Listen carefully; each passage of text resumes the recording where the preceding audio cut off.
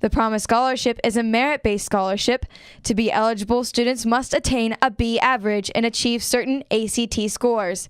The money pays for tuition expenses for up to 4 years, but must be used on a West Virginia school. Many students at West Virginia University receive the Promise Scholarship.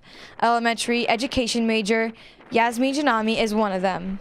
I know, personally for me and a lot of other, West Virginia residents, it's, one of their, only financial hopes to go into college. Yeah, there's other scholarships and stuff, but I know me personally, it's the biggest chunk of what pays for my school and stuff.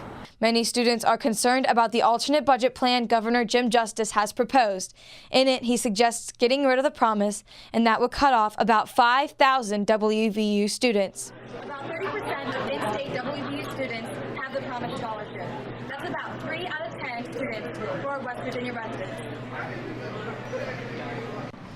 WVU's financial aid office said they are not concerned about students losing the promise, and the governor's press secretary said that cutting the promise is the last thing Justice wants to do. The alternate budget plan is only proposed as a way to convince the legislature to vote for Justice's primary budget plan.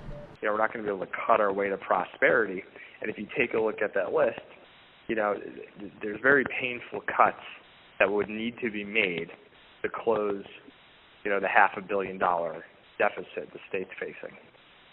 The suggestion of taking the promise away is not only scary to legislators, but also the thousands of WVU students who rely on the promise.